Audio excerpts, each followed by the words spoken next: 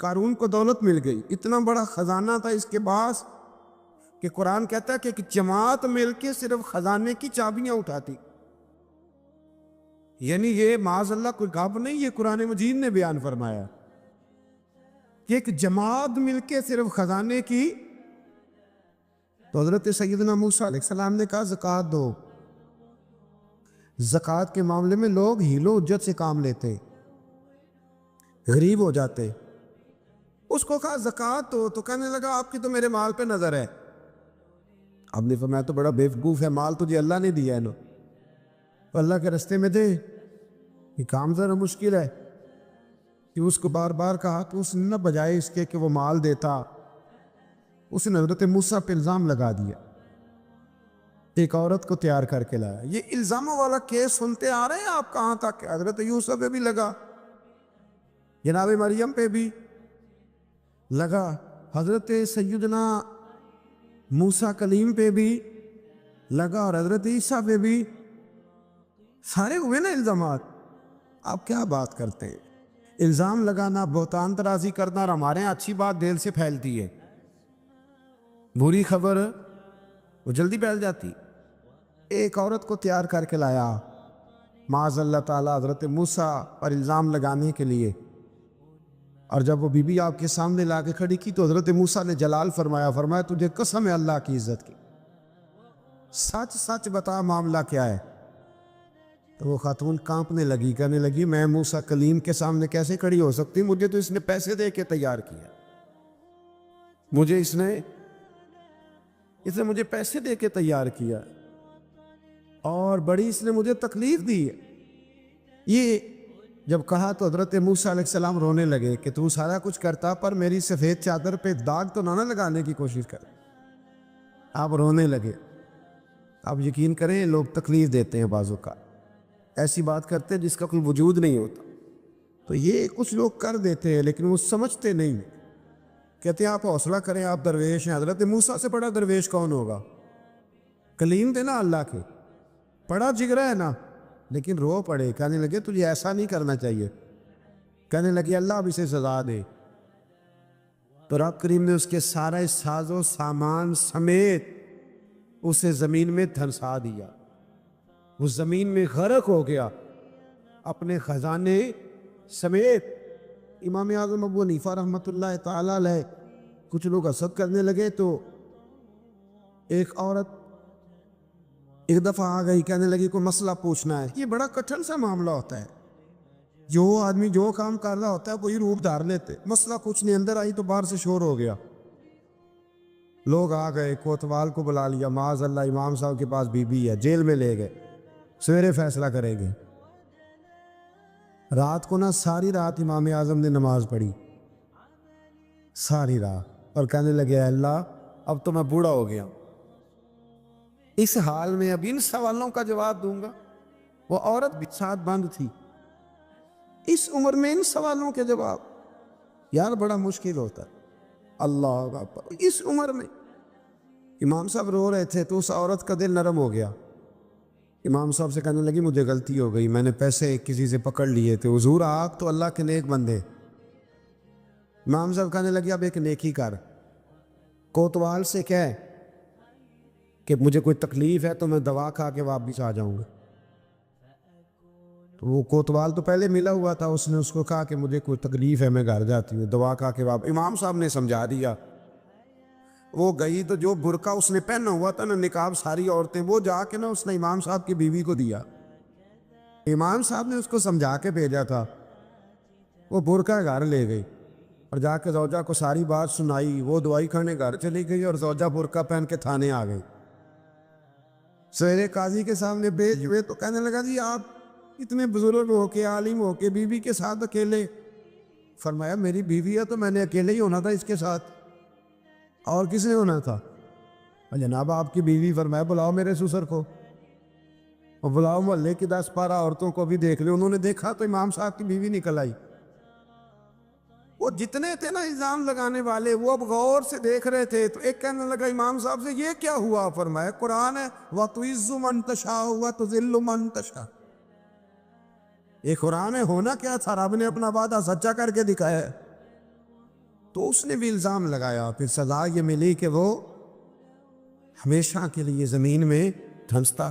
دولت کون دیتا ہے؟ اللہ دیتا ہے نا، تو اگر اللہ کہے تھوڑی سی واپس بھی کرو، بندیاں دے خرچے بات جانتے تھے، تھوڑی سی واپس مانگ لے تو ہاتھ تنگ ہو جاتا ہے۔ کہ خاتون نے ایک دفعہ مجھے پیغام دیا تو میں بڑی اس کی بات سن کے مجھے عجیب لگا۔ وہ کہنے لگی کہ دوسری جگہ میری شادی ہوئی ہے، مجھے طلاق ہو گئی تھی، تو مجھے ایک تانا روز سننے کو ملتا ہے، تو اتنی اچھی ہوتی تو وہاں نہ رہ لیتی۔ تو بھئی یہ کوئی تانے والی بات ہے؟ کو ضروری ہے کہ بیوی غلط ہوتی ہے تو طلاق ہوتی ہے؟ اللہ کے محبوب علیہ السلام کی 2 صاحبزادیوں کو ابو لہب کے 2 بیٹوں نے طلاق بھیج دی تھی، کس کی غلطی تھی؟ تو آپ کیا کہہ سکتے ہیں یہاں کیوں طلاق؟ تو اتنی جلدی بات تھوڑی کر دیں گے آپ، تھوڑی احتیاط فرمائیں بولنے۔ حضرت عبداللہ ابن عباس فرماتے ہیں میرے نبی پاک علیہ السلام نے میری تربیت فرمائی، اور محبوب پاک علیہ السلام نے فرمایا عبداللہ یاد رکھنا، یہ نوجوان دوست میری بات لکھ لیں، پریشان لوگ میری بات لکھ لیں، جن کے پاس قوت فیصلہ نہیں وہ اس بات کو لکھ لیں۔ حضرت عبداللہ ابن عباس فرماتے ہیں میرے نبی پاک علیہ السلام نے مجھ سے فرمایا تھا عبداللہ سن، اگر ساری دنیا مل کے تیرا کوئی نفع کرنا چاہے، کر نہیں سکتی جب تک میرے رب کی رضا نہ ہو، اور فرمایا ساری دنیا مل کے تیرا کچھ بگاڑنا چاہے تو عبداللہ بگاڑ نہیں سکتی جب تک رب کریم کی حکمت کا تقاضا نہ ہو۔ لوگوں سے ڈرنا، لوگوں کی طرف دیکھنا، ماحول دیکھ کے اپنے راہ کا تعین کرنا، ہر بندے کے خیالات کے مطابق ڈھلنے کی کوشش کرنا، فلانا نہ ناراض ہو جائے، فلانا نہ ناراض ہو جائے، وہ جس نے ہونا ہو جائے، بس رب رسول ناراض نہ ہو۔ اپنی زندگی میں اپنے مالک کو مولا جان کے، بل اللہ مولاکم، اللہ تمہارا مولا ہے، وَهُوَ خَيْرُ النَّاصِرِينَ، وہ بہترین مددگار ہے۔ توجہ جب بھی کریں رب کی جانب کریں، اپنے دل کا قبلہ درست رکھیں، سوچوں کے زاویے سیدھے رکھیں۔ میرے بھائی،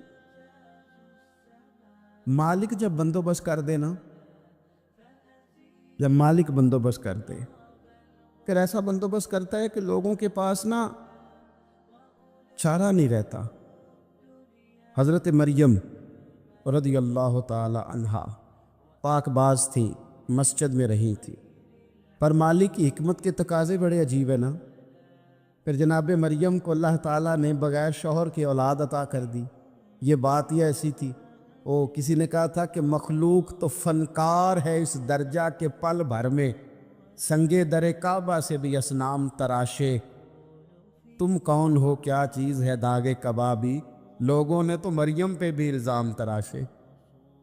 تو لوگوں نے کہا کدھر سے لے آئی بچہ، تیرا باپ تو ایسا نہیں تھا، کہاں سے لے آئی؟ اللہ کرے میں آپ کو سمجھا سکوں، ذرا اپنے آپ کو وہاں کھڑا کریں کہ ایک پاک باز عورت، پاک باپ کی بیٹی، طیب ماں کی بیٹی، اور اللہ کے گھر میں پرورش پانے والی خاتون، ایک وہ وقت اور ایک یہ وقت کہ اس عورت کو کٹہرے میں کھڑا کر کے پوچھا جا رہا ہے کہ معاذ اللہ تیری گود میں بچہ جائز نہیں ہے، کہاں سے لائی ہے؟ اب خود سے صفائیاں بندہ کتنی کو دے، کتنی کو وضاحتیں کرے۔ اور میں نے تو اپنی زندگی میں دیکھا ہے زیادہ وضاحت دینے والے کو بھی لوگ جھوٹا سمجھنے لگ جاتے ہیں، زیادہ وضاحت دینے پر بھی لوگ کمزوری کا اظہار سمجھتے ہیں کہ کمزور پڑ گئے۔ آپ صلح کی کوشش کرتے ہیں، سامنے والا بزدل سمجھ لیتا ہے، زیادہ وضاحتیں بھی کمزور کر دیتی ہیں۔ اب حضرت مریم کو کٹہرے میں کھڑا کر کے کہا بچہ کس کا ہے؟ تو پھر خدا بندوبست جب کرے، اللہ جب مددگار ہو، تو پھر حضرت مریم کی گواہی درختوں سے نہیں دلوائی، اس نے پتوں سے نہیں دلوائی، پھر فرشتے نہیں بھیجے۔ حضرت مریم کہنے لگی مجھ سے نہ پوچھو، وہ جو پنگھوڑے میں ہے اسی سے پوچھ لو، ان سے پوچھو نا، وہ کون ہے پوچھ لو، ان سے کر لو سوال۔ انہوں نے کہا پنگھوڑے میں چند دنوں کا بچہ، یہ جواب دے گا؟ مددگار تھا رب، ان کی برات کا اعلان کرنا تھا مالک نے، اور جب مالک اعلان کر دے، جب مالک تیری صفائی دینا چاہے، جب مالک تجھے دنیا کے سامنے نکھارنا چاہے تو پنگوڑے میں لیٹے حضرت عیسیٰ بول کے کہنے لگے انی عبداللہ آتانی الکتاب، فرمایا میں اللہ کا بندہ ہوں، رب نے مجھے کتاب عطا کر کے نبی بنا کے دنیا میں بھیجا ہے، میں اللہ کا بندہ ہوں، کتاب لے کے آیا ہوں، نبی بن کے آیا ہوں۔ پھر پنگوڑے سے اعلان ہو گیا، پھر بچہ بول پڑا، اور یہ ایک دفعہ نہیں بات ہوئی۔ یہ بنی اسرائیل میں ایک جریج نام کے شخص بھی تھے جو نماز پڑھ رہے تھے، بعض نے لکھا ہے نفل نماز تھی، اماں نے پکارا تو آئے نہیں، تو ماں کے منہ سے نکل گیا تو اتنی دیر تک مرے گا نہیں جب تک کسی بے حیا عورت کا منہ نہ دیکھ لے۔ تو وہ عبادت گزار تھے، لیکن لوگوں نے ان کی عبادت، ریاضت، پرہیزگاری کو نہیں دیکھا، بس ایک عورت کو بھیج کے الزام لگوا دیا۔ وہ عورت آیا جایا کرتی تھی، اب آ جاتی ہیں عورتیں، مسئلہ پوچھنے کی نیت سے بھی آ جاتی ہیں۔ ماحول میں کچھ جگہ ایسی بھی ہیں جہاں عورتیں دم کرانے کے بہانے آ جاتی ہیں۔ وہ خاتون آتی جاتی تھی اس خانقاہ پہ، آستانے پہ، یہ بخاری میں موجود ہے، پھر اس نے کہا میری گود میں جو بچہ ہے یہ انہی کا ہے۔ مجھے بتائے کیسے بندہ وضاحت دے؟ حالات خراب ہو گئے، لوگ کٹیا جلانے لگے، ماحول اور طرح کا بن گیا۔ میرے نبی پاک علیہ الصلوۃ والسلام فرماتے ہیں پھر اس رب کے بندے نے کہا مالک تو کریم ہے، تیری مشیت کا تقاضا آیا جو میری ماں نے جملے بولے تھے، پر اب میں وضاحت دینے کے قابل نہیں رہا، اب تو ہی کرم کرے گا تو دروازہ کھلے گا۔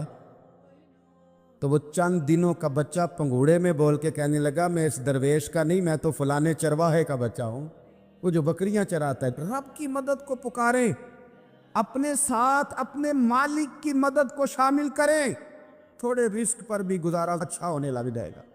سارے لوگ آپ کو گرانے کی تدبیریں کر رہے ہوں گے اور مالک آپ کو عزتیں عطا فرما دے گا، اس کی بارگاہ سے حکمت کا تقاضا اور ہو جائے گا۔ ہم نے ساری زندگی لوگوں کو راضی کرنے میں گزار دی، ساری زندگی بڑھاپا آ گیا بچوں کو پالتے، اور بچوں نے آخری عمر میں کہہ دیا ابا اگر کوئی ڈھب کا کام کر لیتے تو آج ہمارے دن بھی پھر نہ جاتے۔ ساری زندگی گزار دی بہن بھائیوں کو راضی کرنے میں،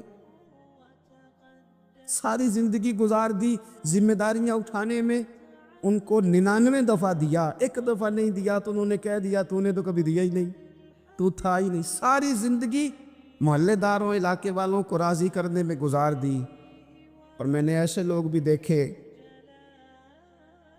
دین کے لیے وقت گزارا، لیکن جب بڑھاپے میں دانت کام نہ کرتے تھے تو وقت کے مفتیوں کو بھی مسجدوں کی کمیٹیوں نے کہہ دیا اب آپ کی سمجھ نہیں آتی، ہم نے خطیب کو اور رکھنا ہے، نہ دیکھو دنیا کی طرف، دنیا رلا دیتی ہے، نہ راضی کرو بندوں کو، بندے تھکا دیتے ہیں، نہ پیچھے بھاگو ہر وقت دنیا داروں کے، یہ انسان کو کمزور کر دیتے ہیں۔ وہ تو کریم ہی بڑا ہے، 2 آنسو زمین پر بعد میں گرتے ہیں، بندے کے گناہ سارے پہلے معاف فرما دیتا ہے۔ اللہ کی مدد کا حصول، اپنے مالک کی مدد کی طرف بڑھنا، آپ کو بدر کی جنگ بھی یہی درس دے گی، آپ کو احد کا میدان بھی یہی سبق دے گا، فتح مکہ بھی یہی سبق دے گا۔ میرے دوستو جب رب مدد فرمائے، جب اللہ مددگار بنے، دوستوں سے ایک بات اکثر کرتا ہوں، میں کہتا ہوں کہ جتنے درد سے آپ امیر کو اپنی کہانی سناتے ہیں نا، اور جس طرح آپ کے آنسو بات کرنے سے پہلے گر جاتے ہیں کہ غریب ہیں، بچیاں ہیں، کاروبار نہیں، او میرے سنگیو، اس سے آدھے آنسو اپنے رب کی بارگاہ میں بکھیرو، اس کے حضور عرض گزار ہو جاؤ، اس سے طلب کرو۔ ایک وقت انسان پر زندگی میں ایسا آتا ہے کہ اسے یوں محسوس ہوتا ہے کہ میرا سایہ بھی ذرا سا پیچھے ہٹ گیا ہے، اسے یوں لگتا ہے کہ میں کسی سہارے پہ ہاتھ ڈالتا ہوں تو وہ بھاگ جاتا ہے مجھ سے، لیکن مالک کی بارگاہ ایسی عظیم بارگاہ ہے، رب رسول کے آستانے اتنے بڑے ہیں کہ آپ جب وہاں کشکول طلب دراز کرتے ہیں تو جھولی پھیلانے میں دیر لگتی ہے، ان کو بھرنے میں تو کوئی دیر نہیں لگتی۔ ہم نے اپنا سوچ کا قبلہ ہی دنیا کو بنا لیا ہے، یہ جو اللہ والوں کی مدد ہے یہ تو ہے نہیں، اللہ ہی کی مدد ہے۔ لیکن یہ جو سیٹھوں کی طرف توجہ کرنا، نوابوں کی طرف توجہ کرنا، دنیا داروں کی طرف توجہ کرنا اور اپنا مزاج اس طرح کا بنا لینا، یارو گردن کو جھکا دیتا ہے خیرات کا پتھر، جہاں میں مانگنے والوں کے سر کبھی اونچے نہیں ہوتے۔ اور اقبال کہتے ہیں غیرت ہے بڑی چیز جہان تگ و دو میں، پہناتی ہے یہ فقر کو تاج سردارا۔ میں عرض کروں گا کہ اپنی آپ جب توجہ کا قبلہ اللہ رسول کو بنائیں گے تو رب فرماتے وَيَرْزُقْهُ مِنْ حَيْثُ لَا يَحْتَسِبُ، میں نہ تجھے وہاں سے رزق دوں گا جہاں سے کبھی تیرا گمان بھی نہیں گیا ہوگا، یہاں سے بھی مل سکتا ہے، تو نے سوچا بھی نہیں ہوگا۔ بخاری شریف میں حدیث ہے، حضرت جابر بن عبداللہ فرماتے ہیں نبی پاک صلی اللہ علیہ وسلم نے نا 300 لوگوں کا ایک لشکر روانہ کیا کسی مہم کے لیے، کسی جہاد کے لیے۔ حضرت ابو عبیدہ بن جراح رضی اللہ تعالیٰ عنہ امیر لشکر تھے۔ فرماتے غربت اتنی زیادہ تھی، بھوک اتنی زیادہ تھی کہ ایک ایک کھجور دن میں ایک وقت کھانے کو ملتی تھی، اور کچھ دن ایسے آئے کہ اب کھجور بھی نہیں مل رہی۔ فرماتے اتنی زیادہ بھوک لگی مجاہدین کو 300 بندہ پتے کھا کے گزارا ہونے لگے۔ یہ بخاری میں موجود ہے۔ آپ فرماتے کہ دریا کے کنارے ہمارا پڑاؤ تھا، ٹھہراؤ تھا، جب بھوک سے نڈھال ہو گئے نا وَيَرْزُقْهُ مِنْ حَيْثُ لَا يَحْتَسِبُ، اللہ وہاں سے روزی دیتا ہے، گمان بھی نہیں ہوتا۔ فرماتے ہیں ایک مچھلی اللہ تعالیٰ نے دریا کے کنارے بھیجی، فرماتے ہیں وہ تھی تو مچھلی پر پہاڑ جتنی تھی۔ بخاری میں لفظ ہیں، حضرت جابر بن عبداللہ رضی اللہ تعالیٰ عنہ فرماتے ہیں 300 آدمی 18 دن تک اس مچھلی کو کھاتے رہے، مچھلی ختم ہی نہیں ہوئی۔ مچھلیاں نہیں، مچھلی کہتے ہیں 18 دن 300 بندہ کھاتا رہا، مچھلی ختم ہی نہیں ہوئی۔ اور فرماتے ہیں کہ اس کی ہڈی نکال کے، کانٹا کہیں گے آپ اپنی زبان میں، کہتے ہیں وہ نکال کے نا تو اس کو کھڑا کیا نا جب، تو اونٹ کجاوے سمیت اس کے بیچ سے گزر جاتا تھا، 2 اس کے کانٹے جوڑے۔ فرماتے ہیں وہ اس کا گوشت ہم کھاتے تھے اور اس کی چربی بطور تیل کے ہم جسموں پہ ملتے تھے، بیماروں کو اس سے سکون آتا تھا، تندرستی شفا ہوتی۔ فرماتے ہیں ہم کھایا بھی ہم نے، اور کچھ لے کے ہم مدینے بھی گئے، اور قربان جائیں نبی پاک نے بھی اس میں سے کھایا۔ ہم نے عرض کی حضور یہ معمہ کیا ہے، یہ ماجرا کیا ہے؟ تو محبوب نے فرمایا تمہارے پاس غذا نہیں تھی، رب نے تمہارے لیے بندوبست کیا ہے، اللہ نے تمہیں دیا ہے۔ مکان شروع کر لیا، ایک صاحب نے مکان بنانے لگے، آپ وہ حساب لگا رہے ہیں، کہتے ہیں میرے پاس اتنے پیسے ہیں، اتنے میں نے فلانے دوست سے کہنا ہے اس نے دے دینے، اتنے فلانے رشتہ دار سے کہنا ہے اس نے دے دینے، اتنے فلانے سے کہنا ہے اس نے دے دینے۔ یہ ساری کاپی بنا کے مکان شروع کر لیا۔ جو روز کہتا تھا نا کوئی حکم ہو جاتے دسی، سب سے پہلے اس کو کہا میاں پیسے چاہیے دین، وہ کہندا ہو کل ہی منڈا ٹوریا ہے، کدے تو پرسوں 10 داتے لب جانے سن۔ میں آپ کو اپنے تجربے کی بات بتا رہا ہوں۔ یہ لوگوں کا خیال ہوتا ہے نا کہ آپ سٹارٹ کریں فلانا کام، ہم آپ کے ساتھ ہیں، اللہ کا ہی کوئی نظام ہے، وہ بالکل بھی نہیں ساتھ ہوتے۔ لیکن ایسا نہیں ہے کہ کوئی ساتھ نہیں ہوتا، اللہ تعالیٰ بڑے اسباب پیدا کرتا ہے، وہاں سے دیتا ہے جہاں سے گمان بھی۔ ہمارا یہ ذہن بن جاتا ہے ہم ساری اپنے حساب سے چلتے، اتنے رشتہ داروں سے، اتنے کون آپ کے ساتھ چلے گا، سوال ہی نہیں پیدا ہوتا۔ یہ سارے کام چھوڑ کے سب سے پہلے 2 رکعتیں پڑھو، اپنے رب کی بارگاہ میں، رسول کائنات کی بارگاہ میں گزارشات اور استغاثے پیش کرو، وہاں سے خیر طلب کرو۔ دنیا دار کیا دیں گے، کیا دے سکتے ہیں، کیا حیثیت ہوتی ہے کسی؟ اللہ کہتا ہے وہاں سے دوں گا۔ تو جو اللہ مال دے وہ لینا چاہیے کہ رشتہ داروں کا مال دیکھنا چاہیے؟ جو اللہ دے وہ لینا چاہیے کہ سیٹھوں نوابوں کی جیبیں دیکھنی چاہیے؟ جو اللہ دے وہ قبول کرنا چاہیے یا دیکھنا چاہیے کون سا آدمی کہاں پہنچ گیا؟ چھوڑو، اپنی مٹی پہ چلنے کا سلیقہ سیکھو۔ کسی کے سنگ مرمر پہ چلو گے تو پھسل جاؤ گے۔ مدد اللہ سے چاہیں، اپنی توجہات کا مرکز رب رسول کی ذات پر بنائیں، پھر آپ محسوس کریں گے کہ بڑی جلدی اللہ تعالیٰ کی مدد آنے لگی ہے۔ کبھی آپ صرف کہہ دیں نا میرا رب میرے ساتھ ہے، اس لفظ میں اتنی طاقت ہے کہ دشمن ویسے زہر ہو جاتا ہے۔ زندگی میں کسی سے بھی لڑائی ہو اچھی طرح سوچ لیں کہ اللہ اس طرف ہے یا اس طرف ہے۔ اگر آپ زیادتی پہ ہیں تو پھر رب مظلوم کی جانب ہے۔ اگر اللہ کی مدد آپ کے ساتھ ہے تو دنیا کی کوئی طاقت آپ کو گرا نہیں سکتی، اور اگر آپ مظلوم کے مقابلے میں ظالم بن کے آپ کھڑے ہو گئے ہیں اور آپ نے رویہ وہ اختیار کیا ہے کہ جس میں مدد نہیں آئے گی، تو پھر یاد رکھ لیں کہ آپ کوئی بھی ہیں، کہاں بھی ہیں، آپ کمزور ہیں۔ طاقتور تھے ابتدائے اسلام میں، ظاہری طاقت تھی کفار مکہ کے پاس، وہ ڈنڈوں سے مارتے تھے غریبوں کو، ان کے ہاتھوں میں ڈنڈے تھے، پر خدائی طاقت ان مظلوموں کے ساتھ تھی۔ صاحب زرقانی نے لکھا ہے، حضرت زنیرہ رضی اللہ تعالیٰ عنہ ایک لونڈی ہیں، غریب ہیں، ماڑے دا کی کام محمد نس جانا یا رونا، غریب سادی بی بی اور لونڈی کنیزہ، ایک مشرک کی کنیزہ تھی، انہوں نے کلمہ پڑھ لیا، وہ ڈنڈوں سے مارتا، دروں سے مارتا، تکلیف دیتا۔ حضرت زنیرہ رضی اللہ تعالیٰ عنہ کو اتنا مارا، اتنا مارا۔ اب آپ ایک اور پہلو پر بھی غور کریں، مار بھی پڑ رہی ہے پر خدا ادھر ہی ہے، اللہ کی مدد ادھر ہی ہے۔ رب کہتا ہے کہ پہلے تو صبر کرنا، ان اللہ مع الصابرین، تو صبر کرے گا تو پھر رب کی معیت ملے گی، ذرا ٹھہرنا، تو تھوڑا ڈٹنا۔ ان الذین قالوا ربنا اللہ ثم استقاموا تتنزل علیہم الملائکہ، تو کہے اللہ میرا رب ہے، پھر تو پہلے ڈٹ، پہلے تو نے ڈٹنا ہے۔ ثم استقاموا، جو ڈٹ گیا، تتنزل علیہم الملائکہ، ڈٹنے والے کے لیے مدد آتی، پہلے تھوڑا ٹھہرنا پڑتا ہے، پہلے تھوڑا صبر کرنا پڑتا ہے، حوصلہ کرنا پڑتا، اس کے بعد مدد آتی۔ مار پڑ رہی ہے، مارا جا رہا ہے، حضرت زنیرہ کو ان کا مالک جو ہے ظاہری آقا وہ مار رہا ہے، یہ کنیزہ ہے، اتنا مارا، اتنا مارا، ان کی بینائی چلی گئی، نظر آنا بند ہو گیا۔ ابو جہل آیا اور کہنے لگا زنیرہ دیکھا نا ہمارے بت تیری آنکھیں لے گئے، معاذ اللہ، لات و منات ہمارے بتوں نے تجھے اندھا کر دیا۔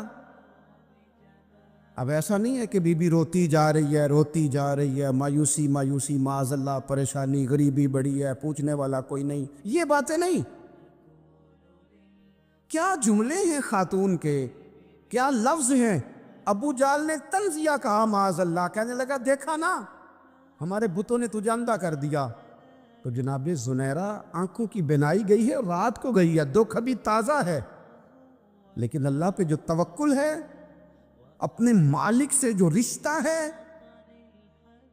وہ اتنا مضبوط ہے، اتنا طاقتور ہے، اس میں اتنی گہرائی ہے کہ حضرت زنیرہ بول کے نا اتنی قوت سے بولی، اتنی طاقت سے بولی کہ پورے کفر پر لرزہ طاری ہو گیا۔ فرمانے لگی تمہارے بتوں کی کیا اوقات ہے کہ میری بینائی لے جائیں، یہ میری رب کی حکمت کا تقاضا ہے۔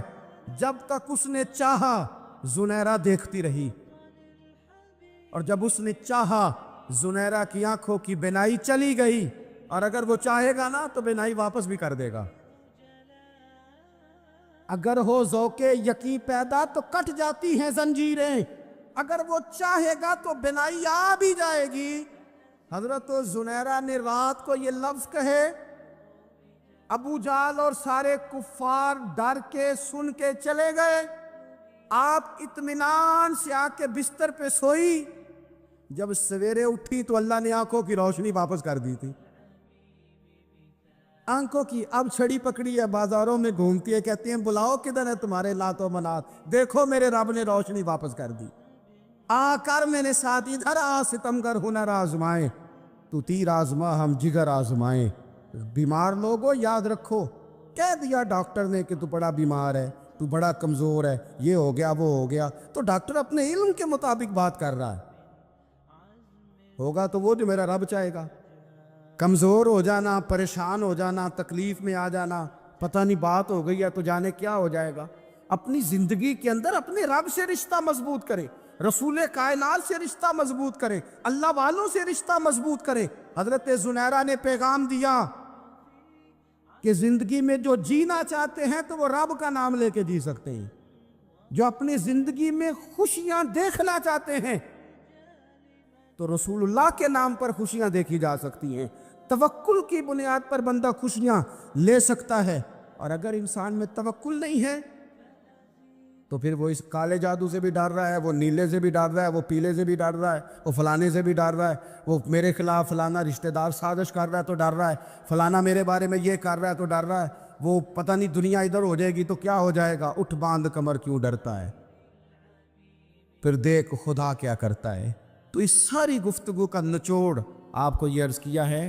سب سے پہلے تو یہ کہ میدانوں میں مدد بھی اللہ کی, رزق میں مدد بھی اللہ کی, فصلیں خشک ہوں تو مدد پھر بھی اللہ کرے تو پھر ساری مدد, اور اگر انسان بیمار ہو تو پھر بھی مدد اللہ کی. تو اپنے اللہ کی جانب توجہ کو بڑھائیں, آپ اللہ سے مدد کے سوالی بنیں. ترمذی کی ایک حدیث ہے, میں آپ کو زندگی کا تجربہ بتاتا ہوں کہ جب میں بڑا پریشان ہوتا ہوں تو یہ والی روایت کھول لیتا ہوں, مزہ دیتی ہے. میرے نبی پاک علیہ السلام نے فرمایا اپنے دکھ سیٹھوں نوابوں کو نہ کہنا, مالداروں کا نہ کہنا, ورنہ اللہ تمہیں کبھی غنی نہیں کرے گا. فرمایا اپنے دکھ اپنے رب کی بارگاہ میں عرض کرنا, جلدی کرے یا دیر سے کرے اللہ تمہیں لوگوں سے بے نیاز کر دے گا, اللہ تمہیں غنی کر دے گا. رات کو بیٹھو نا اس کی بارگاہ میں. امام غزالی سے کسی نے پوچھا تھا, امام غزالی سے, کہ حضور اللہ کا بندے سے راضی ہونا کمال ہے یا بندے کا اللہ سے راضی ہونا کمال ہے؟ تو امام غزالی مسکرائے, فرمانے لگے رب تو بڑا ہی مہربان ہے, وہ تو بڑی جلدی راضی ہو جاتا ہے.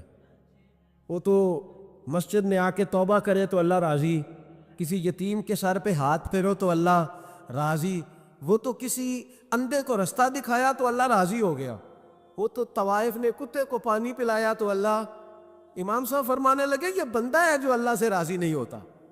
جس کے پاس اولاد نہیں وہ کہتا ہے چلو ایک بیٹی مل جائے تو میں راضی ہوں, بیٹی مل گئی تو کہتا اب ایک بیٹا بھی ملے تو پھر راضی ہوں, پھر کہتا ہے یہ دونوں اچھی تعلیم حاصل کر لے تو پھر میں راضی ہوں, پھر کہتا ہے یہ بہت زیادہ پیسے کمائے تو پھر میں راضی ہوں. بہرحال راضی ہوتا, لیکن جو راضی ہو جاتا ہے نا, اللہ اکبر, جو اللہ سے راضی سکھی بڑا رہتا ہے, سکون میں بڑا رہتا ہے, مطمئن بڑا رہتا ہے. جو سمجھ لیتا ہے نا کہ جو میرے رب نے بہتر سمجھا وہ میرے اللہ نے مجھے. میں کبھی کبھی سوچتا ہوں کہ یار حضرت بلال حبشی نے کوئی عہدہ نہیں مانگا ساری زندگی, انہوں نے نہیں کہا مجھے بھی ایک صوبے کا گورنر بناؤ میری بھی خدمات ہے, مجھے بھی وزیر خزانہ بناؤ میرا بھی کچھ بنتا ہے. ایک دفعہ نہیں کہا سیدنا بلال حبشی رضی اللہ تعالیٰ عنہ نے کہ میری بھی کوئی ڈیوٹی ایسی ہونی چاہیے کہ مجھے چلو سپہ سالار ہی بنا دیا جائے. ساری زندگی مسجد میں جھاڑو دیا تو اسی پہ راضی رہے, ساری زندگی محبوب کے مہمانوں کا لنگر پکایا تو اسی پہ راضی رہے, ساری زندگی میرے محبوب علیہ السلام کے بچوں کی نوکری کی تو اسی پہ راضی رہے, راضی بالرضا رہے. حضرت سیدنا موسیٰ علیہ السلام نے عرض کی کوہ طور پہ جا کے, مولا میری قوم پوچھتی ہے کہ کوئی ایسا کام بتا جو ہم کریں تو ہم سے راضی ہو جائے. حضرت موسیٰ کی قوم کا خیال تھا کہ تہجد کا حکم آئے گا تو پڑھیں گے, صدقات کا حکم آئے گا تو دیں گے, جہاد کی بات ہوگی تو کریں گے. کچھ جو نیک لوگ تھے ان میں سے انہوں نے یہ پیغام دیا کہ مالک ہمیں بتائے کہ وہ کس کام پہ راضی ہوتا ہے, ہم وہ کام کریں تاکہ اللہ ہم سے راضی ہو جائے. حضرت موسیٰ کلیم کہتے میں نے عرض کی مولا میری قوم پوچھتی ہے کہ کون سا ایسا کام کریں کہ تو راضی ہو جائے.